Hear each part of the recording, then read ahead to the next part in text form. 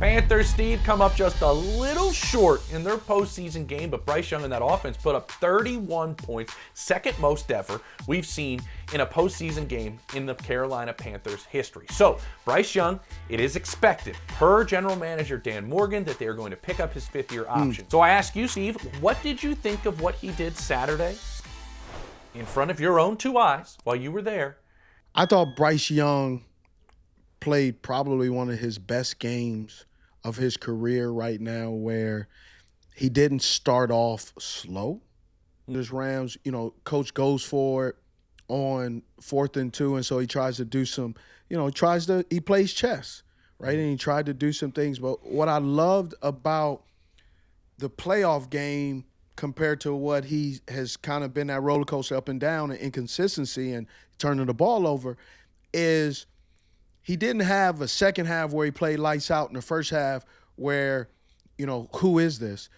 I thought he played according to, and the momentum was up and down because they were playing a really good team. What did you learn from Bryce this year as we saw a season, again, and I know stats play a different role, but it's him and Josh Allen that have improved their they've improved their win percentage, completion percentage, passer rating, and sack rate in each of their first 3 seasons. He's the first guy to throw for over 20 touchdowns since Cam Newton. Did you see the proper growth from Bryce that you were hoping for, expecting for? What do you look for from what you saw? I saw growth in Bryce Young that you want to see in all your young players, especially a guy whether it's a receiver, tight end, whatever position, but obviously at the quarterback position, you want to see improvement. Mm-hmm. And let's be honest, he's improved. Certainly has. But he also has still, in this improvement, in this really good season, he's had some inconsistency. It was not a perfect game for him. There were little small things that he did that cost the offense momentum. The Jalen Coker pass where he goes, they're playing zone coverage, he runs an in route, he throttles down, Bryce throws it. Let me tell you, that is what we talk about, chemistry. Mm-hmm. That's important because here's what I'm telling you the quarterback is doing. The quarterback's like, all right, you keep going. Mm-hmm. The receiver go, you better not keep throwing that damn ball and lead me. And so you say, is he leading me? Oh, it can't be to me. Oh, it was to me, right? That's where you allow your two young players. They got to have these mistakes to talk about it and to practice it. Because I'm gonna tell you right now, Coker, he's a hard worker. Mm-hmm. So is Bryce. That's gonna be one of the things that they're gonna talk about, and that's where Bryce is gonna have to. Right? They picked up his 5th-year option to get that six-year check, contract, new deal, is now you got to take that step forward in owning, mastering your craft and go, okay, you got to start now understanding and watching the body language of your receiver to know, hey, when he sees this, I know I need to throw it here because I'm protecting him and vice versa. Yeah. But they haven't been in that situation before. They have never been in a big-time playoff game, and they need a big play, and there's a little bit of fog on the windshield. And they're going, do we do the defrost? That is where you have that, where you got to develop that chemistry, and that chemistry is saying, I know what Bryce is thinking, and Bryce knows what Coker's thinking. Mm-hmm. Yeah, that's a really good point. They seem to work on it quite a bit, from my understanding, and that chemistry seems to be really building. You're right. It. And these are steps, right? These are like you want to take these things to the next level. You want to take the offense to the next level. When I ask around the league about the Panthers, Steve, is exactly what you said at the beginning of the comment about Bryce Young is it's inconsistent. The offense is inconsistent. The quarterback play has been inconsistent. Do you see those flashes? Do you see those moments where you go, yeah, I see this? How do you start doing it on a more consistent basis?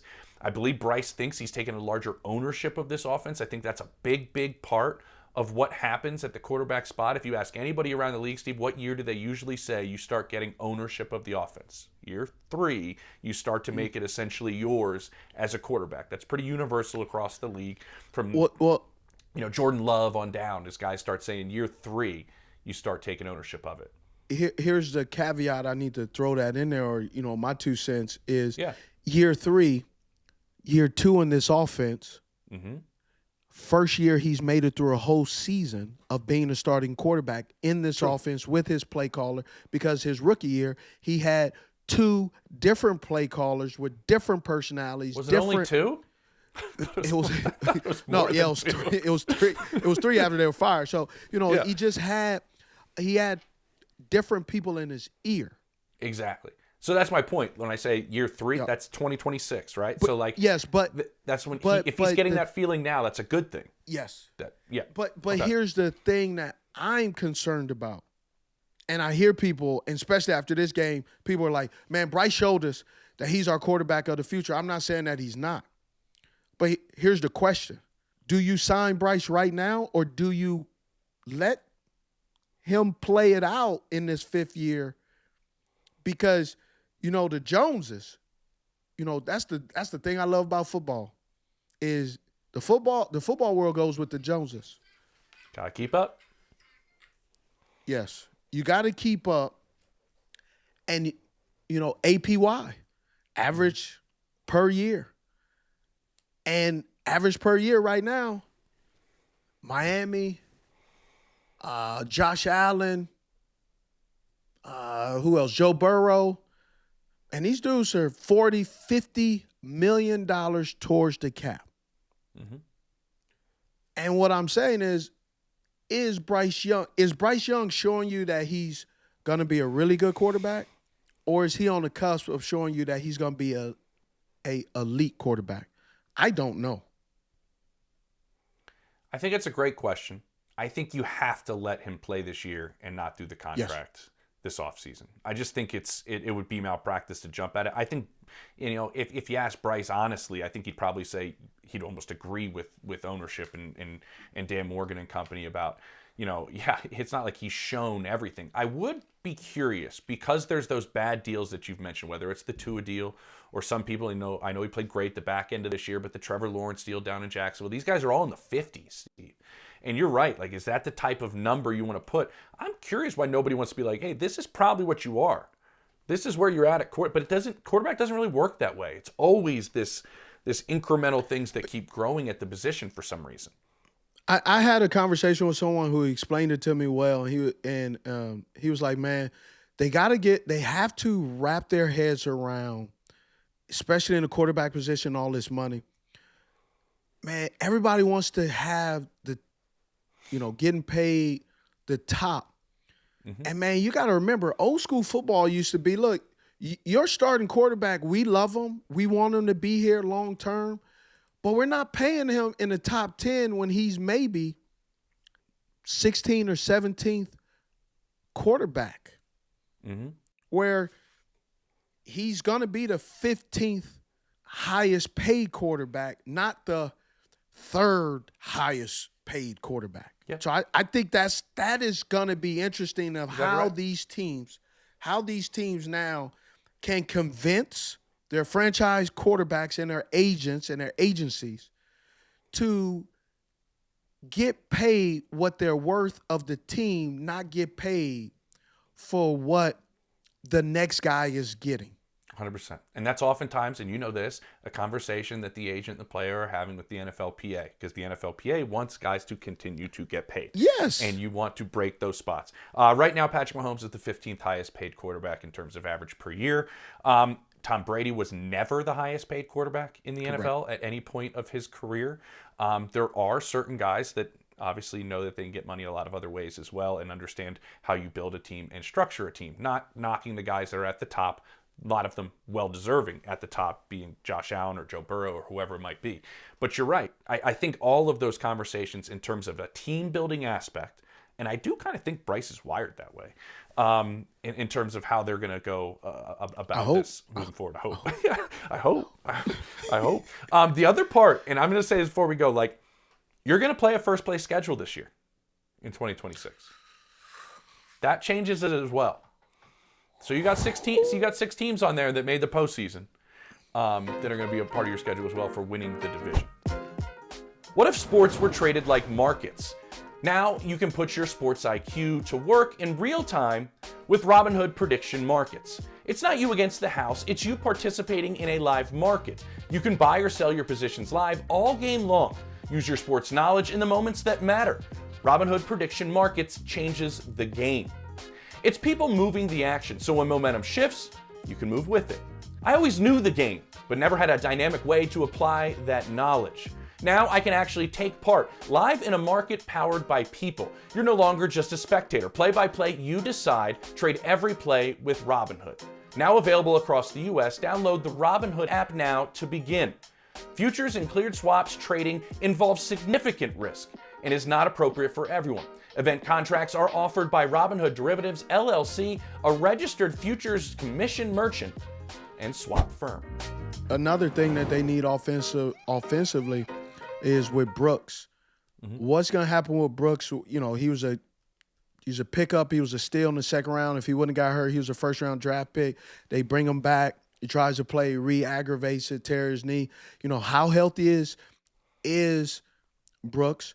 What has happened to his knee? How much of his knee is, and how much is it stunted or limited? His explosiveness, how explosive is he? Because his explosiveness is ridiculous. Yeah. But with really two ACLs on the same knee, right? And I've shared this. When you have any kind of surgery, you lose a small. But think about it. If you got two back-to-back, you lose two small percentages of mobility and strength when you are exposed and open up and sewn and stapled back together. Same conversation for the left tackle. Yep. That's a big injury. But here's the thing with the left tackle. You got some areas with your backup guys that they're backups for a reason, and you got some starters that if their contract's coming up, is there an alternative? Is there a cheaper and better? Because they have the thing that people don't really realize with Dan Morgan is Dan Morgan has to draft, and the draft is where you build your core. Yes. You got to build the people that are going to be playing special teams, not the quarterback, but playing special teams here and there, that when they become available for contract-wise, that they're not asking for the moon. That middle class group's valuable, man. That middle class group is valuable. And let me tell you, man, that's the body of your vehicle. Your quarterback, he's the driver. He's the windshield. But your tight end, the number 2 tight end who's playing on special teams, man, old school. He's the crank. He's the one that's rolling down the window. Then you got your backup swing center guard, like a Kate Mays. You don't need him until you need him. Now you got a flat tire, and that man is he is the jack and the spare. We're back on the road. Here we go. Yeah, we back. And so you need those types of players. So this offensive line with Robert Hunt, they got to decide if, how many more years can they count on Taylor Moton. Ike Ekwonu, they have to figure that's going to be a long process, right? So he's not going to be available week 1. He's not going to be available in training camp because I think he tore his knee, right? Okay. Chandler Zavala, he was his running mate. When he's healthy, he's decent, but he ain't never healthy, and he hadn't been healthy, and he struggled in pass protection. So you got to figure out a few things of what you're gonna do. That it's gonna be tough. You just can't make those decisions. With we'll just pay him because we like how he is in the locker room. Well, you also are, and I don't know if this is entirely true, but this is some vibe around the league, Steve, like in the type of offensive lineman you get and bring in to Carolina. you are, I don't want to say limited, but you have to be more specific in who you put in front of Bryce because of the way he plays the quarterback position. So that's part of the equation as well. Go a little deeper on that. Explain that. Explain that to me. Hey, dumb that down for 8-9. So when I ask around, obviously Bryce plays it in a very specific manner in which that his traits allow. Size plays a part in the type of group you can put in front of him. You have to make sure that you can protect from the inside out really, really well. And he's not alone in this, obviously, with the way he plays. Some guys are exactly identical in the manner in which he does it. So there is a part of the traits of Bryce play a part into the traits you're looking for on specific offensive line. And you want to talk about how it's similar to scheme, right? Like if you're running one of those Kyle Shanahan type schemes, you want those guys that are athletic up front and they're moving and they're zone blocking all over the place. It's all part of how you put it together, and it's what you're looking for. And with a young quarterback to help him develop, most people naturally believe it's tackles but it's not the tackle. It's the center and the guard. It's that 3 right there. That center and guard, if your quarterback can comfortably step up and sit in the pocket and deliver a pass, it begins with the center and 2 guards. It doesn't begin with the tackle. The tackles are hard to find. That's why they're paid so much. But, man, what was gold, titanium, is the center and the guard. You got to have those guys because that helps your quarterback feel more comfortable. And if you go back and look right now at the quarterbacks that we named or we believe is really good, what do they have? They got a really good center and 2 really good guards. That has changed Bo Nix's life. It changed the course of the Chiefs' second era with Patrick Mahomes when they went and got Creed Humphrey and they bring in Joe Tooney in free agency and get Trey Smith in the draft. Those 3, they were almost like, we don't care about that. It's these 3 and Pat can go make plays. So you're right. Really good point.